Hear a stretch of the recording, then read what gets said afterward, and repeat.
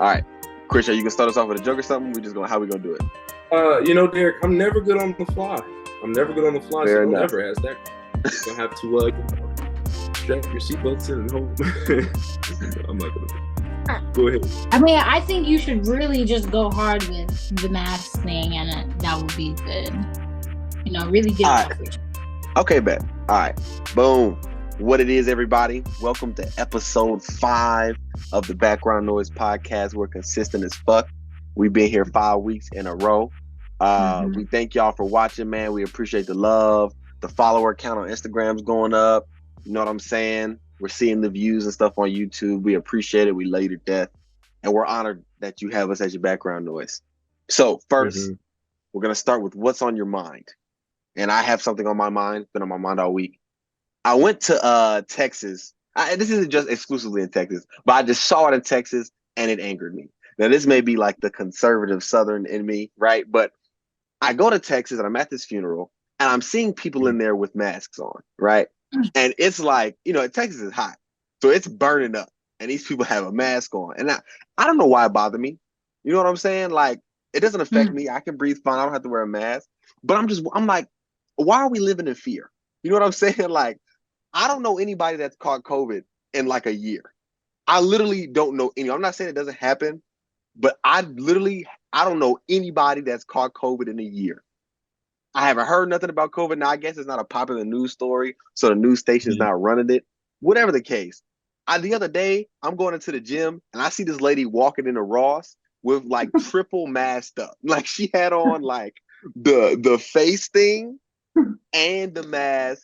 And I'm just like, bro, I know your breath is hot. Your lips are probably sweating from all the hot breathing that you're doing. It's a summer day. Like, what's going on? And it's like, what are we afraid of at this point? Like, what? It's over. It's past. I know you got the vaccine if you triple masked up. So it's like, it's over. Let it go. Yo, like, you're crazy. Give your body a chance to develop some immunity. You know what I'm saying? I don't know, but that, like I said, it could just be the conservative in me that's coming up. But yeah, that really pissed me off. I feel like in their defense, it's disgusting out here. People may just be doing that just because, That's true. It do be some nasty niggas. I would agree. I would agree. You feel untrusted. Also, it's that's true. I can't argue with that. However, just to prove my point, I've been seeing it consistently this year. And by consistently, I see people out, not a bunch of people, but I see people out, and I see one or two people in public places. You know what I'm saying? The spring argument is a good one. I'm not gonna lie, but since when do people put on masks for spring? You niggas would have been doing that for years. Yeah, I seen this one meme. It was like, ugly people are still gonna keep wearing masks. Wow. Oh man, let me go ahead. It's unfortunate, but hey, just because you wear a mask does not mean you're ugly. Just so that we can keep. I ain't gonna lie. Imagine that disappointment though. Like, imagine you walk up to a shorty or something, and you're like putting out your best riz, and they take off the mask, and they got like, I don't know, scraggly teeth or something crazy. That used to happen all the time. That used to happen all the time. You think a girl's cute by them eyes? She's checking you out, and the next thing you know, you got like a fat ass nose or something. Yeah. Nothing wrong with those qualities at all. Nothing wrong with nice thick noses. Nothing or the fat nose. Yeah, nothing wrong with those. Beauty is in the eye of the beholder. Sorry. Wow. Man. That's all right. A great start. Christian, insulting people. Tell us what you were gonna tell us about how we were talking the other night. Go ahead. Okay. Well, so anyways, basically, we're in Huntsville for alumni, and me and Tay are talking about something. I don't know. Tay's all over the place though, and she's handling it very calmly. And we're having the discussion about this situation, and she's telling me how sometimes, when she's talking to people and they're having disagreements, she does this monotone thing where she stops speaking with infatuation and emotion. She just hits it just like a robot and just talks to them like that. And so, me being the man that I am, I don't practice this often, but I have recently. And I just want to say that it works like a charm on every single man, woman, and child. And I literally mean man, woman, and child because I practice this on both men, women, and children. No D or Epstein. Just great stuff. I mean, I'm in school, kids are doing dumb things, and I just tell them, please stop. And they look at me, and I look at them, and it's this awkward moment. You know what it is? These kids love to smoke in class, man. They love to smoke in class. Like they got pins or like vapes or whatever? Pins, 100% pins. The THC pins. Like, and they're like, I'd rather be the pins than the vapes. All right. 1,000,000%. You know what I'm saying? 1,000,000%. You gotta take our wins when we can. I promise you, I'm in class and I look over and this kid is literally, I mean, hitting it till the blinker is full on just going stupid, just strobes lights underneath that thing. And it's crazy. And he looks at me, the eyes, and literally, I kid you not, like this dude is just locked in eyes with me, thinking he's like in the worst trouble in the world. I couldn't help but laugh. That's probably not something I should have done. But the point is, these kids love to smoke. And so I see the smoke or whatever, and I look at everybody. I said, I shouldn't have to make this announcement, but I need everybody to stop smoking in this class. And they just look at me very nervously. And I also like that about being a sub. These kids get very nervous when they think they're in trouble. It's actually very hilarious because I don't really have the power to get them in trouble. But the point I'm making is, I've been getting in a lot of disagreements lately, a lot of serious moments, and I address it with this monotone, and it works like a charm. I'm telling That's you. all I have. It's being able to get your point across without raising your voice or like having any sort of attitude, it's like, oh, they're bothered, but they're not exactly showing it, but they are like telling me. It's very assertive, you know? And it just makes you feel stupid because you hear how I'm talking to you, right? Yeah. It's a very good key. So heck yeah. If you're ever in a disagreement, just try to stay as neutral as possible, and it will confuse everyone in the room.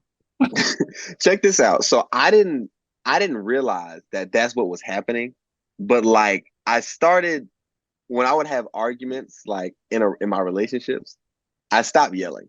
I was like, this is the point, and I'm trying to be like, you know, nice and make sure everybody's, you know, got an even tone. But I realized like, oh, if you're calm, like they'll just listen. Like they'll wonder why you're not yelling like them. But I've also been reading this book recently called The Charisma Myth, right? And in the first chapter, you say what? No, so it's crazy that you really had that book on you. That's insane. No, I literally pulled it out of my bag when you brought it up. Like I've been, and when you talked about it the other day, I was like, I'm gonna make this book mention. But anyway, so in the first chapter is 3 instant techniques to use to show charisma. The first thing it says is lower your tone at the end of your sentences. That's the first thing it says. Then it says don't nod too much and allow 2 full seconds before you respond. I put that shit into practice immediately, and bro, like you could see the reaction, like the people like automatically, they're just like really focused on what you're saying.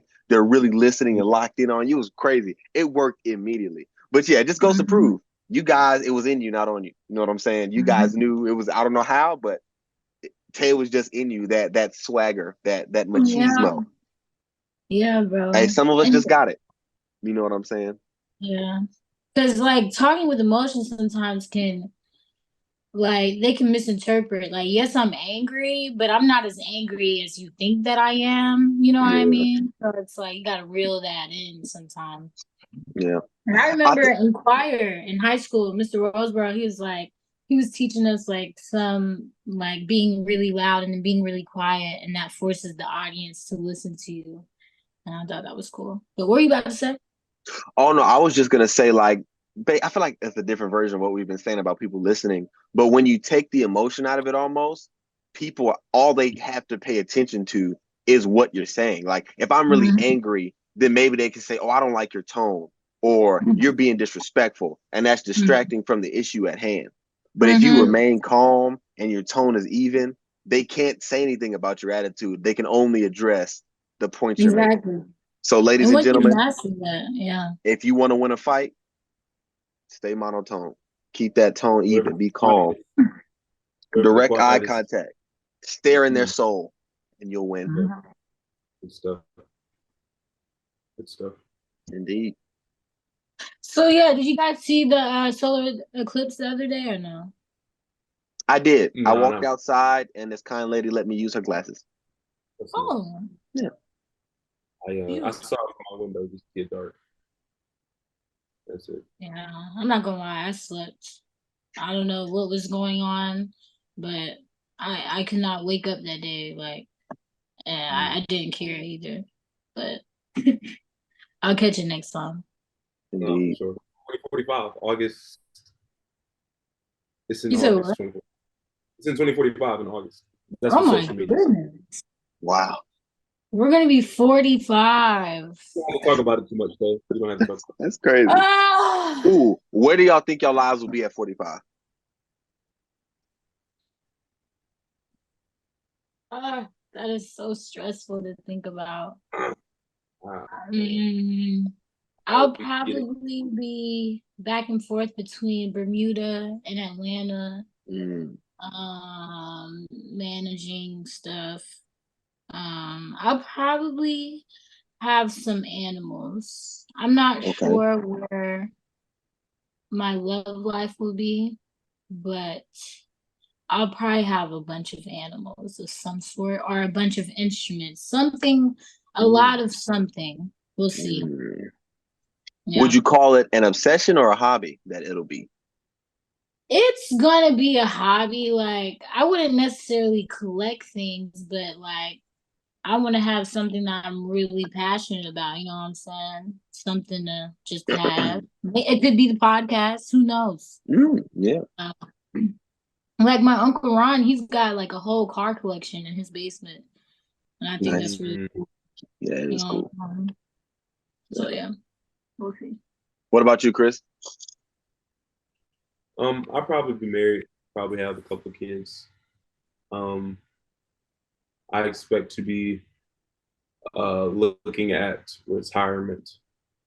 Like not retiring, but by that point I want to be beginning the process of, okay, it's time to start thinking about where I want to be for the rest of my life or what I want to do for retirement. Because I want to retire earlier than the average American. Respect. But yeah, so, and then, yeah. Oh, I want to be, I'll probably, by that time or after that point, I'll probably have gone back to school for something else. So, a little education. For sure. I feel like I'll definitely be married. I feel like 2, maybe 3 of my 6 kids will have been had. You know what I'm saying?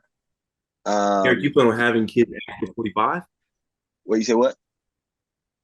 You plan on having kids after 45? Now that I'm thinking about it, that's a lot of time. Let me rewind. I'm just asking. No, because I didn't really think about the age like that. You're right. 45 is crazy. The kids may come out. No, I'm not gonna say that. Because I know you've always talked about 1 to 6 kids. Because at a certain age, like it'd be a lot of complications for the woman unless I get a young thing. But nah, I'm joking. Anyway. So let's at 45, probably I have all 6. Or maybe the wife's like, nigga, I'm not going for that, and I have 4. At least 4. I'm not wavering on 4. Okay. So I have at least 4 children. I'll be married. And I like to think that at this time I'd be reaping some of the benefits of like my work in trying to do this film thing, right? So maybe like I'll finally get a break, or maybe I'm got like consistent retain. I don't know, but I like to think that the film thing is paying off like how I know it will now. You know what I'm saying? And it'll be like a young youthful 45. Like I want to be one of them dads that's like playing basketball in the yard and like, going hard and like making sure his sons never win. You know what I'm saying? Stuff like that. Or daughters, you know what I'm saying? Yeah. I think Cooper's like 45 or something like that. Fair enough. He looks good. Shouts out to him. Yeah. Speaking of basketball and girls, women's basketball, okay? It's been making a huge splash. I think it was 18.9 million viewers on the women's championship, which is the most viewed basketball game on ESPN ever, I think. Like men and women, pro, amateur, all that. Like something like that. It may have not been ESPN, but it was some network where it was their most viewed basketball game ever. The men's national championship had like 14 million. So the women are here. They're doing their thing. And I want to know, I have a little spiel about this. I want to know what y'all think before I start talking. I mean, I'm not really into sports, but I'm glad that women are getting, the popularity, the recognition, and, I just think it's cool. That's very cool. I don't know why people weren't supporting it anyway. Like, does it like really suck compared to watching men's basketball? Like, is it not that good of a game? Like, not interesting to watch? The difference is they're shooting crazy. They're amazing shooters. Women shoot really, really well.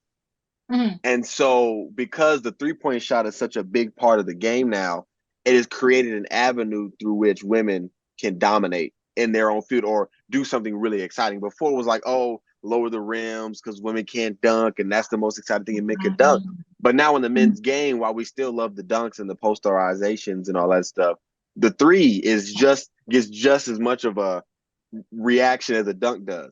And the women have that in a large amount. They're also very skilled because compared to men, they're not the athletes that the men are. So they dribble a lot. Like the good ones can dribble really well, or their post moves are really good, or they can shoot really well. So it's a very fundamentally sound game. And like I said, everybody loves to see the threes rain in. So yeah, so it's definitely, I would say obviously it's more exciting, at least on a college level. It's more exciting than the men's for sure. Like I can name 4 or 5 women's college hoopers. I can't name but maybe 2 or 3 men's college hoopers. Okay. Yeah. That's good. Yeah. I love that for us. What do you think, Chris? I hate that I missed it. Because I wasn't watching really a whole. I'm struggling watching basketball these seasons. I don't know why, but like I didn't watch any NCAA. I barely watched NBA, and I didn't watch women. But I'll be watching next season. I don't know if it'll be as good as this last. I'll be watching next season though. That's respect. Here's what I hope that with this newfound popularity, I hope that women really start supporting the WNBA and women's sports and women's basketball. Because here's the thing, right? We must give the lady athletes credit for how good they are and how exciting they've made their game to watch. But the reason the views are where they are is because men are now supporting. And women love to talk about, oh, we don't support women. We don't pay them or whatever. Women don't support women. Women don't watch women's sports, right? Women have the highest buying power in the United States. So if women like it, it's going to go, right? And the bottom line is women don't watch women's sports. So I hope that with these new big names like Caitlin Clark, Angel Reese, Hailey Van Lith, Cameron Brink, all these girls that are really good, you know what I'm saying? They're all about to a lot of those women are about to get drafted. The WNBA is going to get a lot of publicity. I think the number 1 pick is going to pick up Caitlin Clark. That's Indiana. And Indiana has already sold 93% more home tickets than they did the year before, just because Caitlin Clark is coming there. So this is great. So if for the women that want to get paid, all these young college stars are going to bring a lot of revenue, and these salaries are going to go up. So this is amazing for women's sports. I just hope women invest because men have done their part. We've brought it to where it's at now. Us watching has put them on the main stage. So now women just got to pick up and join us. And you know what I'm saying? I think it'll really become its own thing, especially because like I feel like it adds a whole different aspect. So like, for example, in the men's league, there's like this Instagram profile called League Fits. And every time the NBA players walk down the thing, it shows what the men got going on. We know women love fashion just as much as men. Like, I feel like, I hope that the WNBA takes that direction where while it is a sport that men love, I hope they market to women in that way, whether it has to be through the fashion or maybe the brand deals with makeup or whatever. Like, maybe the halftime shows, or I don't know. I don't know what it is, but I just hope that the women hop on the train and support. I don't even think it's I mean, you are right. I do agree.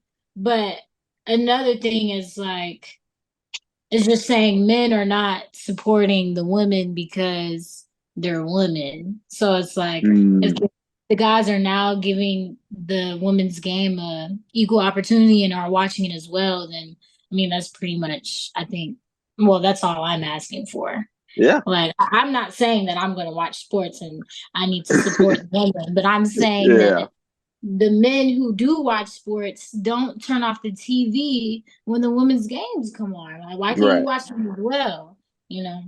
Yeah. But maybe I'll get in there. I don't know. I do enjoy sports.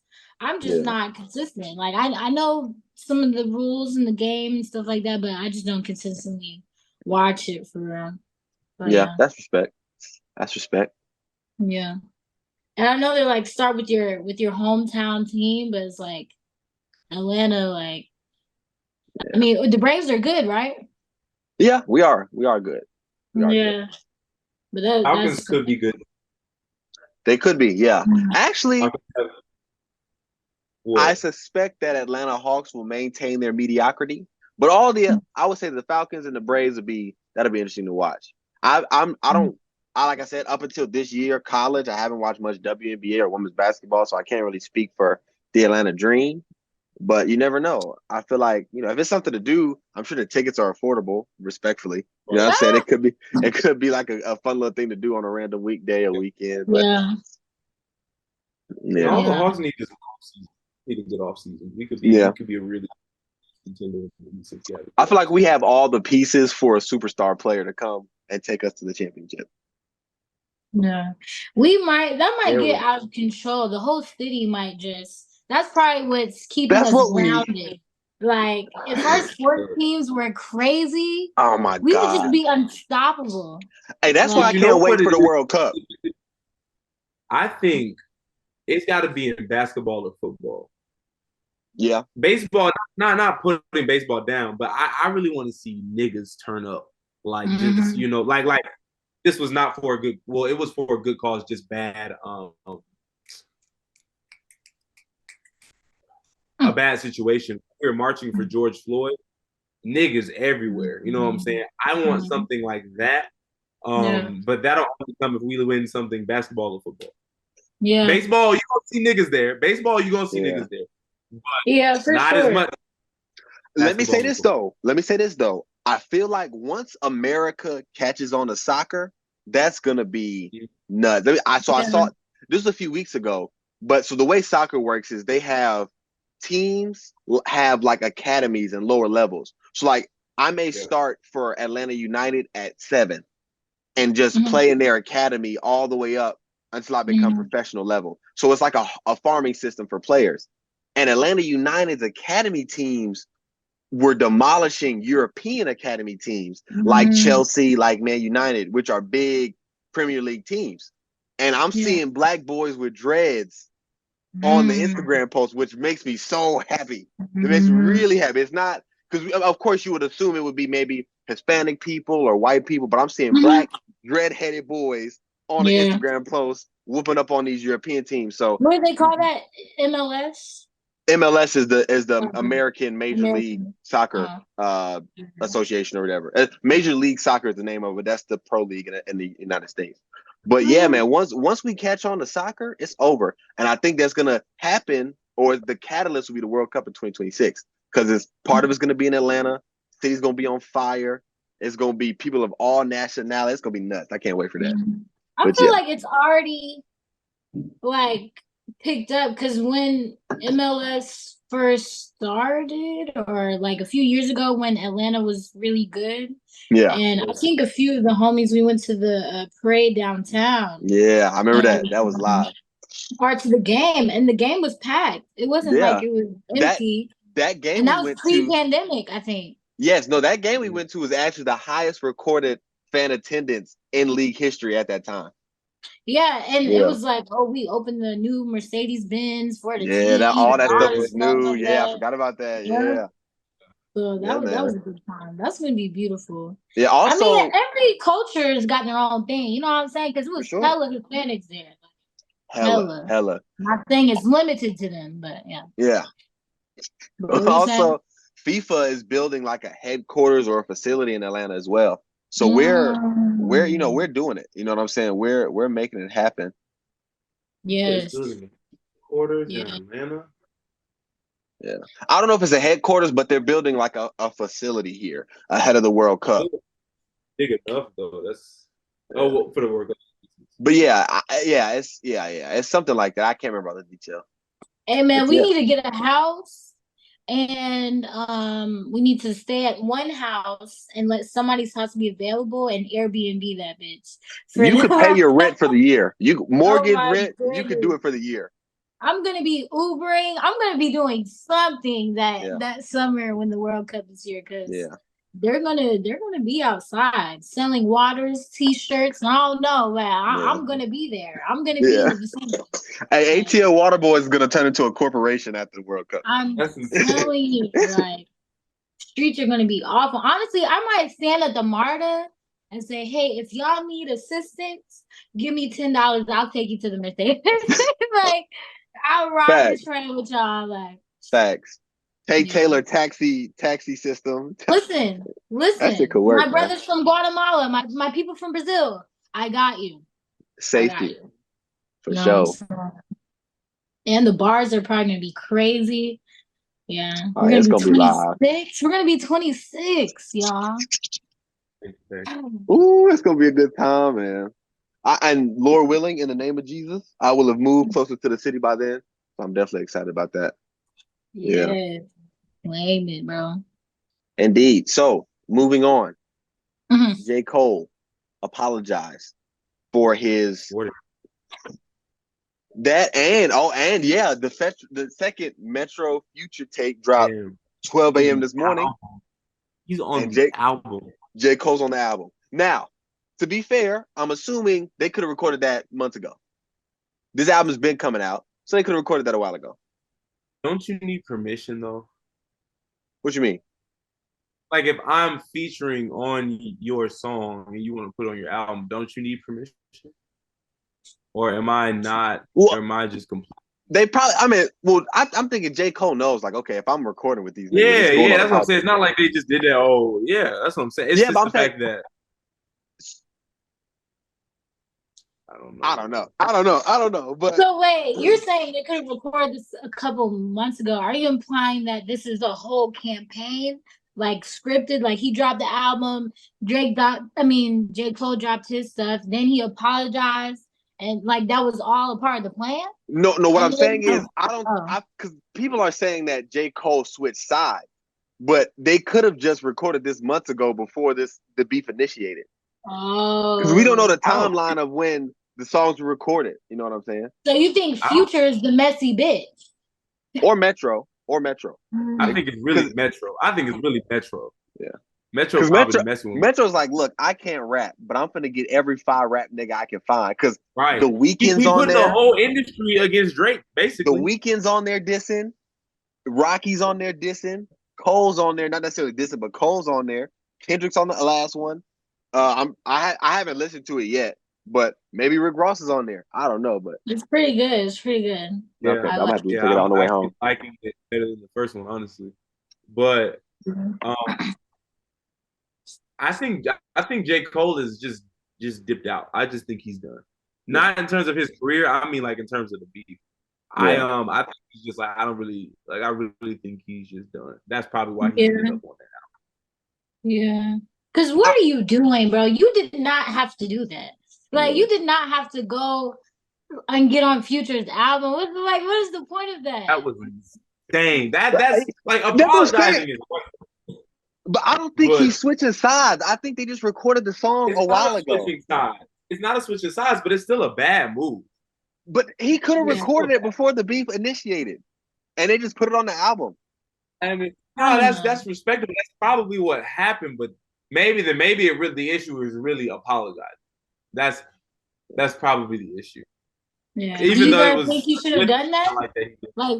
I'm glad as somebody who likes to see like love like being done in the world. I think that's cool. But as a hip hop fan, I'm also like you kind of ruined the momentum that we were going in. Like, and he also talked crazy game you know, in his career about if niggas ever tried him up is over with. So it's kind of just like, I was like, yeah, that's cool. Like, I like what you're doing, but I wish you were on this from the jump. And I also wish you didn't ruin the momentum that you just created for a genre I love so much.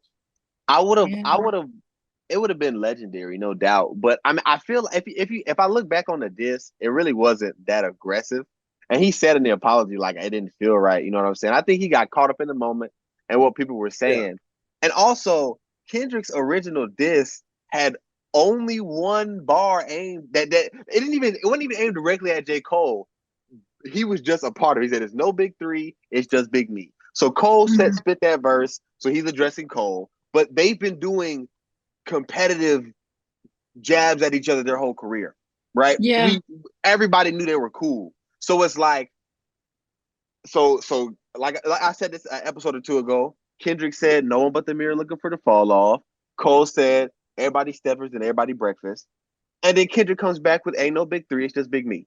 That's all competitive, nothing crazy. All the direct shots about niggas getting buried or anything like that, all was at Drake. So it's like, if I'm Cole, it's like, I'm not even really mad at this nigga. You know what I'm saying? Yeah. He's not even really coming from my life. I'm just doing this because niggas is hyping me up. I feel like I should respond. And I feel like that's why he felt some kind of way. Now, and I agree with Christian. As a fan, two of the greatest lyricists we've ever seen in our lives going at it, that'd be amazing. But at the same time, I love both of these niggas. I love all three of them. And you know what I'm saying? I think in the end, I'd rather not see one of them go down going against each other. If Kendrick got to go down, I'd rather it be against Drake than J. Cole. You know, I don't know why. That's just how I feel. You know what I'm saying? But yeah. I feel like it's kind of hard to separate like their personal, like if we're going lyric for lyric, bar for bar, for sure. Like we're just proving who's got it. I feel like I'm the better rapper or whatever. That's cool. But then it's gonna get personal because you're talking about their work. You know what I'm saying? So, because I mean, Boosie he's not really like important, but he says something about like if this gets serious and one of these niggas get dropped, and then the whole world is gonna be like sad about it, which is true. But I hope it doesn't get to that point. But I feel like that's what Cole is kind of like saying, like, yeah, I'm gonna rap my shit, but I'm not trying to take a direct hit at you. But you can't take a direct hit, like talk about someone's work and not be offended. You know what I'm saying? And but, then my fault. Go ahead, finish. My bad. But I'm really excited to hear what Drake's gonna say. I know he's taking his time. I'm really excited. I don't know if Cole was like trying to be careful. You know what I'm saying? Because I feel that too. Because Drake is kind of crazy. Like back in the day, he bought a house next to Kim Kardashian. Like he's very petty. He bought Pharrell's old jewelry. Like he's very, annoying. So I'm excited to see what he's gonna say. I think it's gonna be good for the streets, but I just hope nothing happens to any of them in real life because it's not that easy. That's a possibility in this case. Like, do you think it'll get that serious? You never know. Niggas in their ego or like who knows? I think none of them are on that for real though. Bro, you never know. There are niggas who ride for Drake. There are niggas who ride for Kendrick. Drake could be at a club. Somebody could snatch somebody's chain. Kill him? It don't have to be killing, but stripping niggas of their jewelry. That'll never happen. That'll never happen. Buying out niggas' shows so nobody goes. Like, I like that kind of stuff. I like that kind of stuff. Yeah, that's funny. You just never know. Like, with all the Drake, Kendrick, GOAT talk, even Cole, we can add Cole into this, but I want to keep between Drake and Kendrick just for the sake of conciseness or being concise. But when you talk about the GOATs, it's always Drake and Kendrick that's mentioned, right? And numbers wise, Drake is obviously the GOAT, right?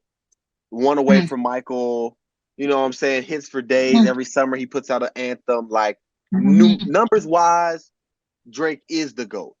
So I want to ask you, but to me, Kendrick's the GOAT, right? I'm pretty sure Christian feels the same way. So I want to hear why y'all think, despite the staggering difference in numbers, people still consistently consider Kendrick to be the GOAT?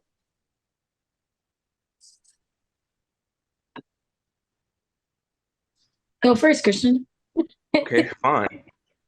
I think it's very simple, and it's just, I mean, people just like real good music. It's the fact that Kendrick is able to do what he's doing, all the while spitting straight facts about the state of the world to a certain extent. Obviously, there's a little bit deeper he can go, but people don't, the masses don't want to listen to Christian rap. That's not the point. Mm. I think that's just I mean, that's it. Every single project that he has, the way he does his work, the way this man, I mean, obviously his rapping ability is crazy, things like that. That goes without saying, but it's the fact that when he puts out projects, they are the body of work that this man puts out is undeniable. Even though Mr. Morale and the Big Steppers, niggas not really feeling that right now, give it some time. Give it some time. I can guarantee you. I can guarantee give it some time. And people will start appreciating. But I think it's really just because he is an artist that is really just he has put out timeless music. I mean that's just it. Like, yeah, he may not be outside as Drake as much as Drake or your average superstar celebrity, but I mean the dude is really, and that Control verse I think has a lot to do with it, and Good Kid, Mad City following or whatever order, but like just the way he came in the game and did exactly what he said he was going to do. I think that. Mm. What about you, Kay? That it's just, I mean, they're really two different kind of artists. Like Kendrick is making whole projects that are like that have a concept. Like they're not really doing that anymore. Like artists these days is about the single, that single getting a lot of streams, that can play in the club.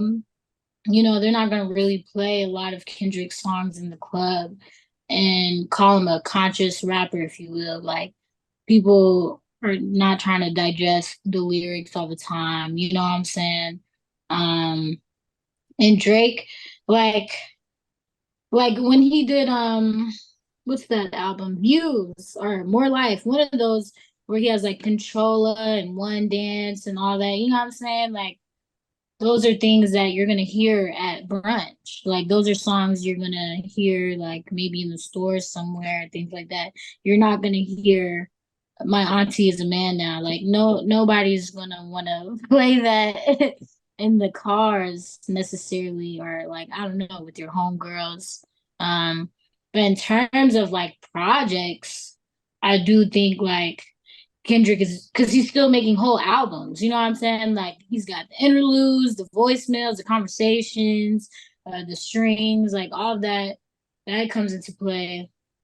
But I mean, I think it's just harder for rappers like him and or artists like him who are making complete projects with concepts because nobody's going to listen to that 30-second conversation.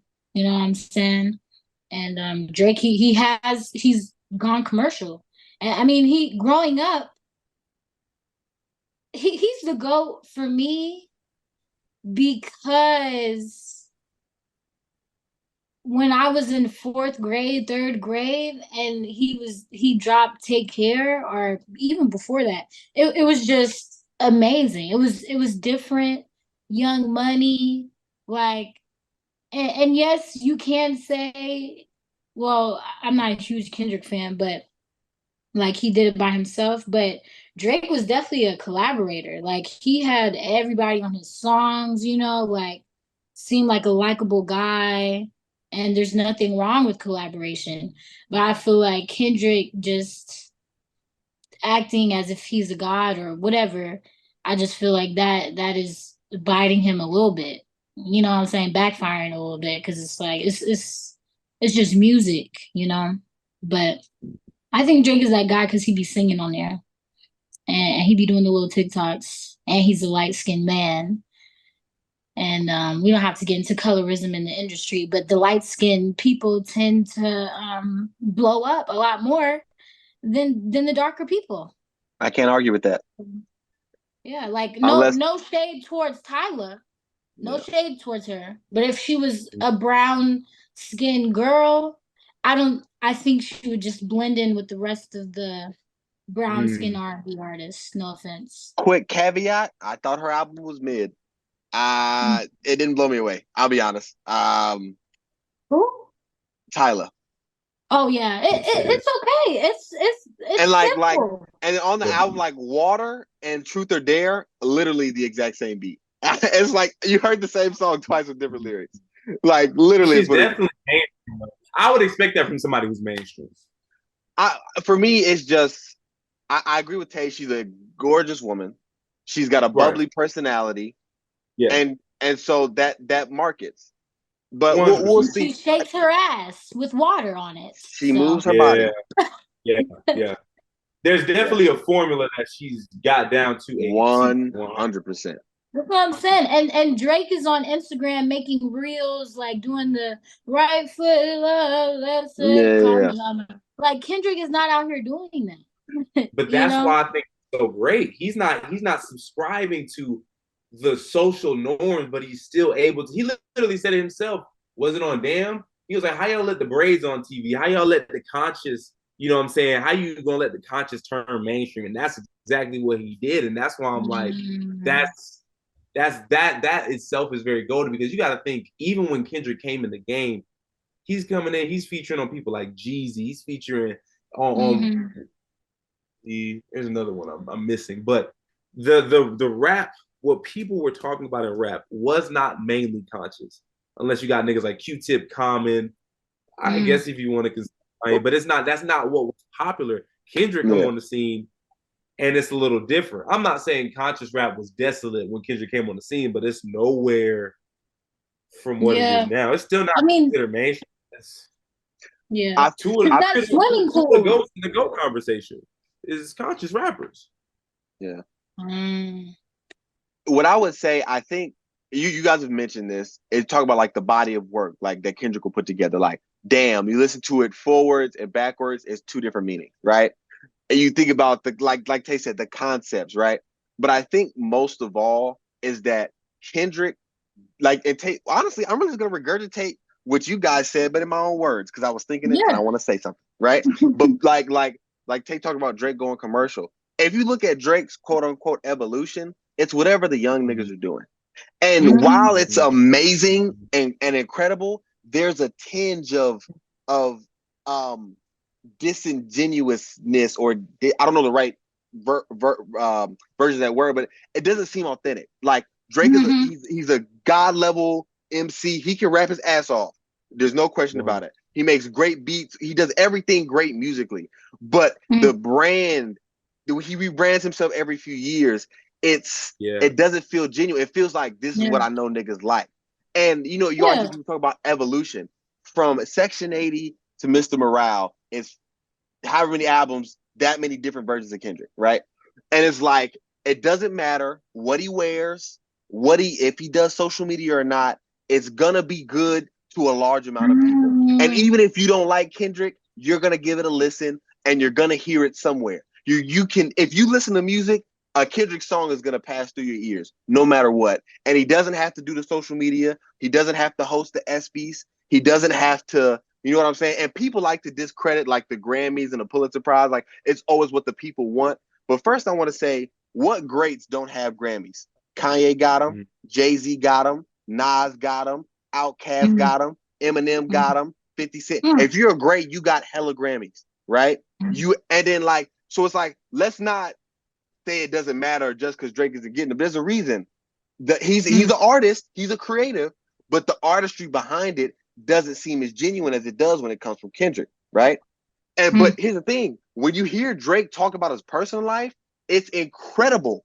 Like Champagne Poetry, the first song on he goes, oh, my parents' divorce is on me. Career's going great, but parts of me fading slowly. What else does he say? He's like the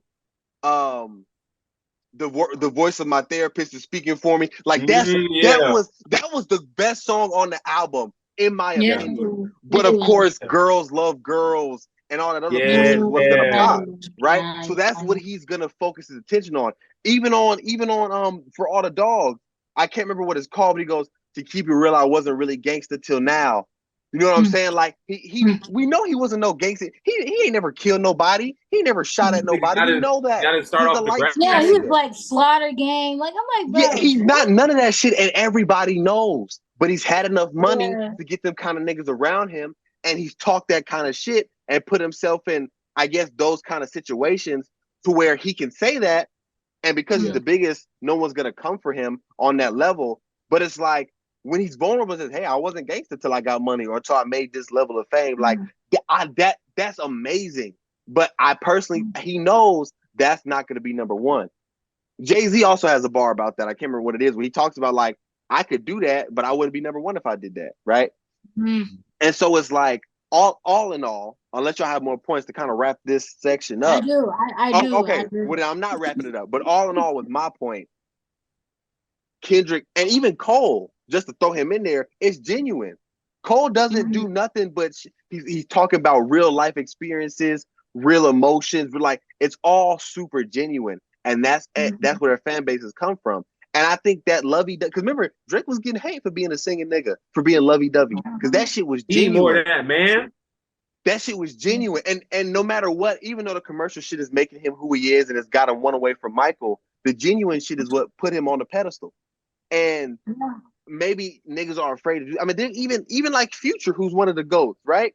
Future said in an interview, "I don't want to keep doing this, but my shit's not gonna pop if I stop." You know what I'm saying? Like, artists are afraid to be genuine or do what they really want because they're afraid to stop, whether it's the fame or the money or the whatever. I think they're afraid of losing it, right? And Drake's got that formula, and that's all I'm gonna say. I've been talking for quite some time.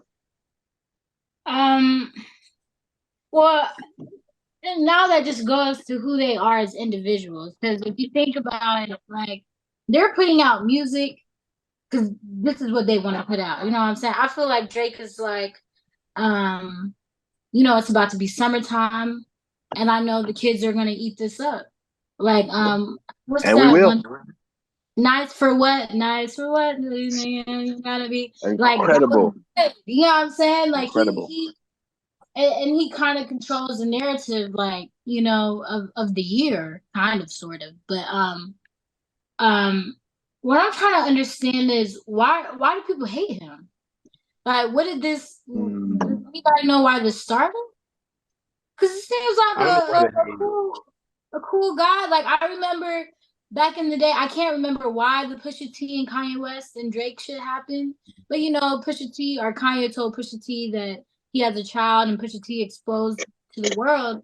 But like, what is he? We don't know them personally, but what is he doing for people to hate on him? Is it because he's having numbers and he has ghostwriters, maybe, or like is because he's light skinned? Like, I don't understand the beef or why people are hating him. Like, is he fucking people's bitches? Whoop de doo. Like, what is the hate? Like, I don't understand. Is he getting that much hate? Is he getting that much hate? Yeah, the whole industry is against him right now. I don't know. Definitely. Maybe it's something going on behind the scenes. Like, I don't know. I do think this many people can't hate you, in my opinion, without you being some kind of asshole. In my opinion, right? Like, I think with the Kanye thing, I think Kanye started that. I think Kanye may have been feeling a little jealousy, but was like, I don't know if I can write a diss, so let me have Pusha T do it, right?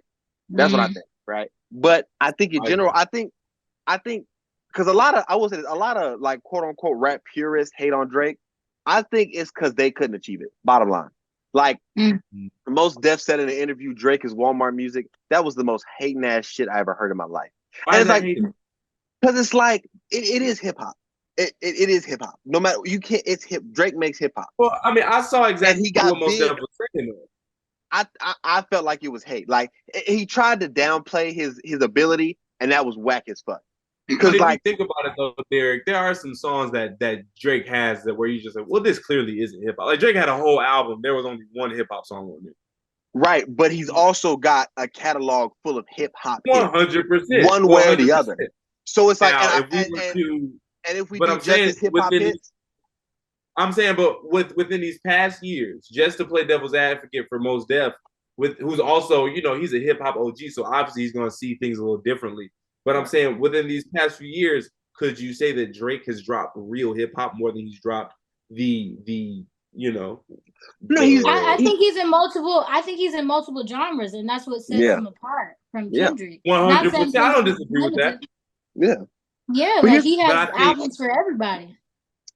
Here's my thing. But I think that's what Mos Def is saying, though. I think Mos Def is like, I'm not saying Mos Def was correcting everything, but I don't even think Mos Def was coming from a hateful place, because I don't think he was coming from a place of he doesn't like it. I think he was just saying, no, this isn't right. He knows a real rapper. He's done it. So it's like, he's like, I mean, you like this is the nigga who was on the Black Stars, like with Talib Kweli. Like this is an OG nigga. Like this is, all that. And so it's like he knows what that is. I'm sure he's seen Drake do it and be like, no, that nigga can rap. I mean, he was rapping with Lil Wayne, so you have to be able to go. But it's also like, okay, obviously Drake is, and which is what, in my opinion, makes him one of the GOATs. He's more versatile than just a rapper. He's going to come out with an Honestly Nevermind, and it's going to be no rap at all, and it's going to slap no matter what anybody thinks. It's going to slap, and that's exactly what they're playing at H&M. That's exactly what they're playing at H&M. That exact genre. It's not like they're playing it because it's Drake. No, they're playing it because it's that genre. Okay, maybe my issue is with the generalization, because you can't say Drake's music is elevator music when he's got the songs he does. Maybe he can say, I don't like the evolution, but because not Honestly Nevermind was not a hip hop album. I can't dispute that. I guess my thing is, from the beginning of rap to now, Lil Wayne is hip hop, right? But he didn't sound like Killer Mike. You know what I'm saying? Or Mos Def or Talib Kweli or Nas or Jay-Z, right? Right. Nas and Jay-Z are hip hop, but they didn't sound like what's the niggas that wore Adidas? Like Run DMC. Run DMC. He didn't sound like them, but that's all hip hop. So I guess my question is, where is the line between evolution of hip hop and not hip hop? So I agree, Honestly Nevermind is not hip hop. But if I'm Drake and I throw an 808 on an Afro beats thing and I'm rapping on there, how is that not an evolution of hip hop? The same way, you know what I'm saying? It's a different sound. It's not what it was before. But how come that's not hip hop versus just an evolution? That's my question. Where's the line? It would be the same way that they probably wouldn't even consider a Lil Uzi or XXXTentacion or Young Thug or even Gunna. They probably wouldn't consider that real hip hop as well. I mean, we got to think about it. If we're being honest, Lil Uzi Vert, that's not hip hop though. That's trap. Completely different. And maybe I'm confusing rap with trap. Maybe that's what rap with hip hop. Maybe that's what I'm doing. Because rapping is rapping. If it's Kendrick on Taylor Swift song, or if it's Drake on Afro beats, because Beyonce is hip hop, or if it's Talib Kweli doing some boom bap shit, right? So it's you said or what? Khalid is hip hop? No, I thought that's what you just said. I thought you said Beyonce was hip hop. No, I said hip hop. We'll have to have that discussion. How is Beyonce not hip hop? I thought she would be like R&B or pop. She's barely R&B. So what is she? Somebody tell me, please. I'm saying R&B. I'm thinking pop. She is hip hop. Are we serious? I'm not gonna disagree. I don't know. Hey, stop that. Say, cut that out. Don't you do that. On the Carter album.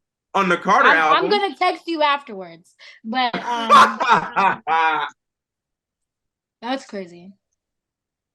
But y'all, I think it's a personal thing too. Like, fuck all the music.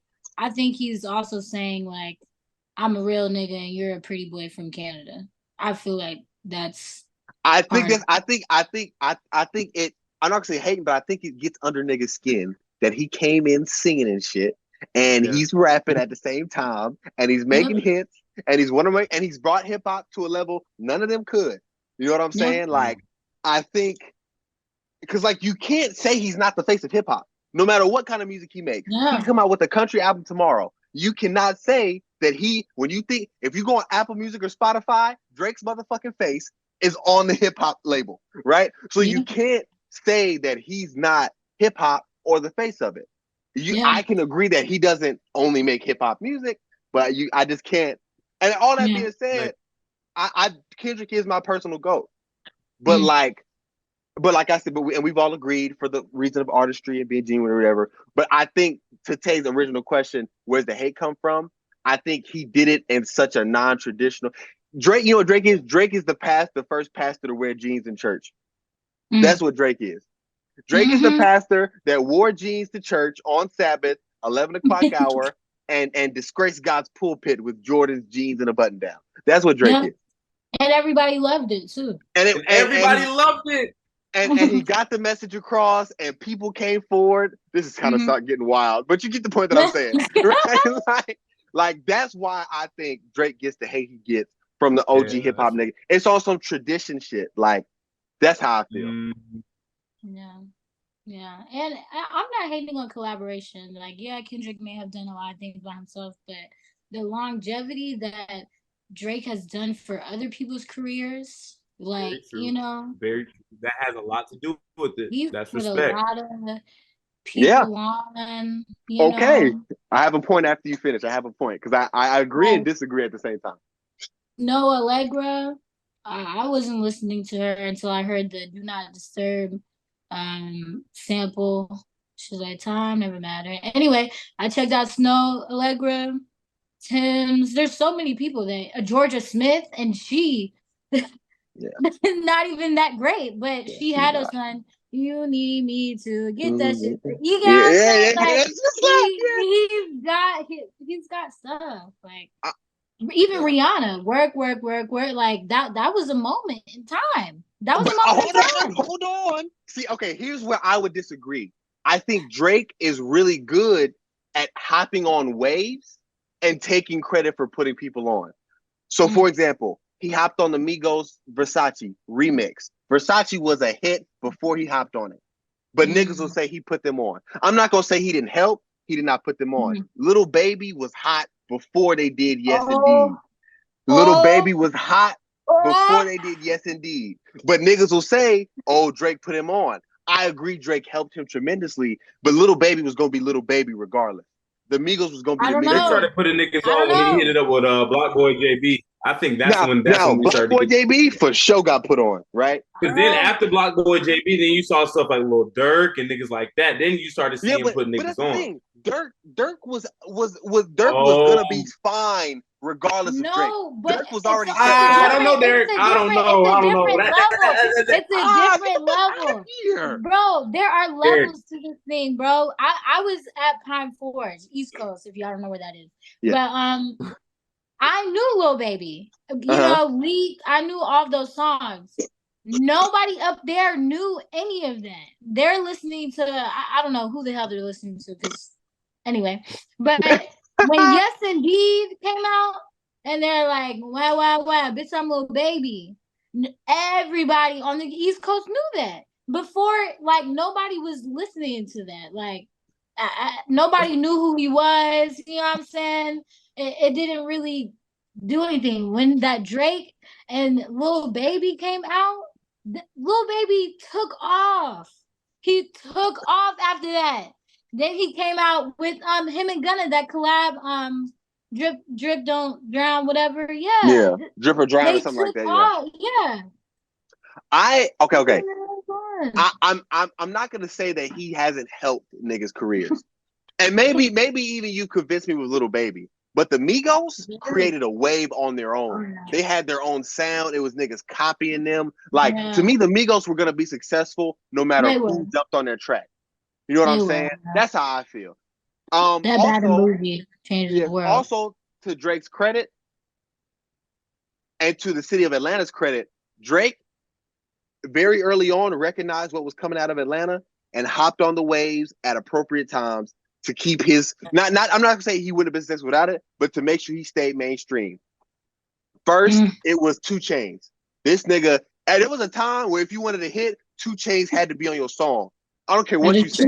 Or 21 Savage. Or 21 Savage. Boom. So what does he do? 2 Chainz. After 2 Chainz, who was it? It was Future. Classic collab. After that, him and Young Thug go like back to back on his albums or Thug's music, whatever, right?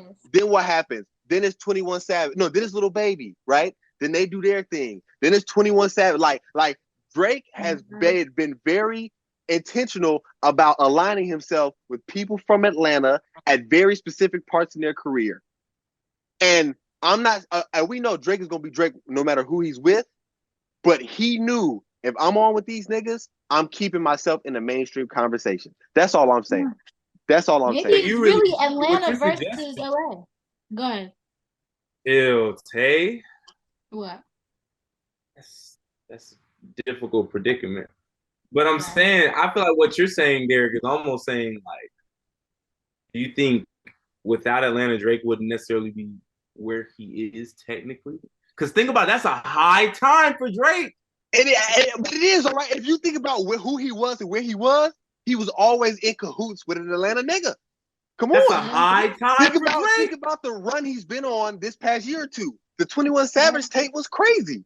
Think about what a time to be alive. I mean, Drake, nothing was the same, was going stupid. You know what I'm saying? Him and 2 Chainz came out with a bunch of music at that time. Because they had, what's that song called? All Me came out, right? Then he jumps on 2 Chainz shit with Big Amount, which was a little later on, but Big Amount. There's other songs I can't think of because I'm so excited right now. But the point is, Tay knows what I'm saying. If you think about all the big moments in Drake's career, he was aligned with an Atlanta rapper. Maybe it's Atlanta. So really, the goal of hip hop is Atlanta for sure. It's the city of Atlanta. We gave birth to Drake. We did. Hey, that's the clip. That's the clip. This is the clip. This is the clip right here. Yeah, you're welcome. Hey, title of the episode. Atlanta gave birth to Drake. Title of the episode. Honestly. Drake's from Atlanta. Because that What a Time to Be Alive when I was in high school literally changed everything. Like what were you popping? You do what you got it. Like that was I literally started listening to music heavily around that time. Was that like what, 7th grade, 8th grade? That's when I really started to get into music. And all of this shit was coming out at the same time. Oh, okay. No. I'm talking about like Nothing Was the Same, Good Kid, Mad City, and what was Big Sean's album? Big Sean, was it? Yeah, that's when I really started to get into music. Was during that time of my life, and them niggas was just going crazy. But yeah. Well, the Migos too. Like we can't forget. About that. For sure. And the Migos have classic tapes. No label too. Crazy. Yeah. Ridiculous, man. The features, the ad libs, like Yes.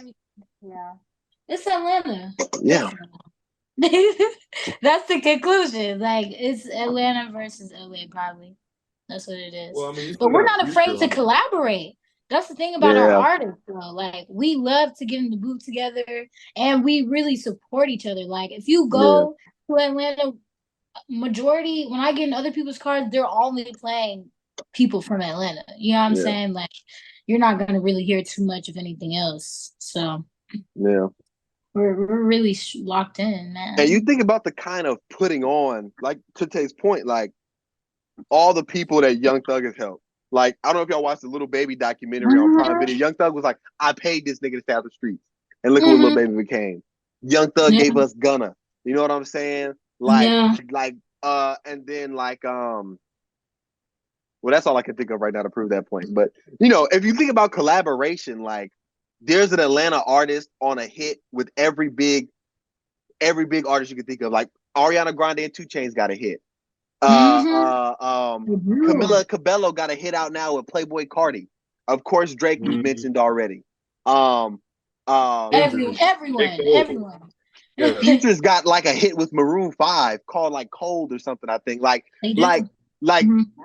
Everybody who's smart and wants a hip hop hit, they probably got a track with an Atlanta rapper. Wow. So that's why I'm saying Kendrick just feels good because he's doing a lot of it by himself. So congrats. Yes, street nigga. Woohoo. And I would like to make a call back to Christian's point. Kendrick's a selfish rapper. I agree. Yeah. I mean, maybe that's just the kind of guy he is, you know? He just wants to be a solo guy. Yeah. Nothing wrong with that. I don't think it's real beef. I just hope nobody gets hurt. Thanks. Only there he goes. Okay. So, all right, gang. We've come to the end of another episode, and we're about to do some unlicensed therapy. All right. And we didn't post on the story this week because we got some holdovers from last week. First question is a good one. How do you forgive someone that did you wrong but see no wrong in what they did? Don't ask me. I can really just say time, it really won't matter after a period of time. I have a hard time forgiving anyone, so I too probably need some advice on that. But really, time is the best thing for me. That's all I can say. Pray, ask God to remove that from your hearts, and just do better in life. Yeah. What about you, Tay? I mean, Jesus. What about you, Christian? I think I agree. Time and prayer. Yeah. Time and prayer. If you are a Christian, remember that the Lord has forgiven you for the unforgivable. So, I think I agree. I also think people fail to realize that forgiveness is for you, not the person you're forgiving. Yeah. Like, forgiveness is for you. Like, when you think about, like, when the Bible talks about forgiveness, it talks about letting go, putting things in the past. Like, it doesn't talk about how it affects the other person. Because, like, you can't see it as, like, this transaction where you're giving the person that did you wrong something. When you forgive someone, it's for you to let it go. Because if you don't make peace with them and the issue, it'll eat you up forever. Holding grudges isn't healthy. It's not good for your health. It's not good for your mental. You know what I'm saying? So I think, don't think about, me forgiving them is doing them a favor. Think about forgiving as doing yourself a favor. Yeah, but I just can't go like that, man. Like, you did some fucked up shit. Like, I'm not forgiving you. Like, absolutely not. That's respect. I'm not mad at it. Okay, last one.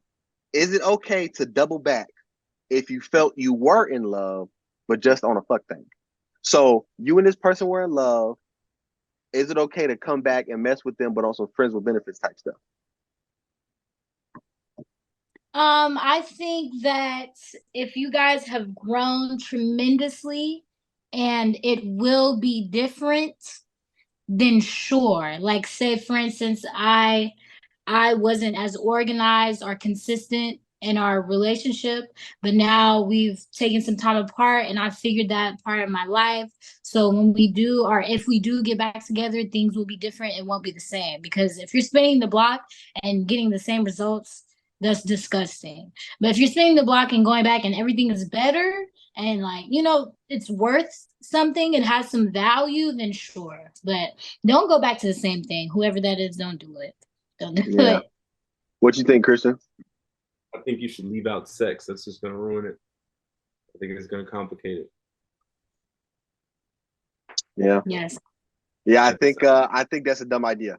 I think it's got to be years later. It's got to be like, maybe we were in our 20s, young and in love, and now we're 40s and we want some play. But I don't think I don't think that's a wise decision to double back on someone you were in love with and think it's just going to be sexual. Inevitably, those feelings are gonna be strong, my brother or sister. Yep. Well, ladies and gentlemen, that has been the end of another Background Noise episode. If you just pulling into the driveway, you just finished your chores, if you just finished your workout, we thank you so much for having us on as your background noise. We love y'all to death. See y'all next week. Goodbye. Is that gang signs or a heart? Oh, it's supposed to be a heart. I can't get it right. Yeah, that's terrible.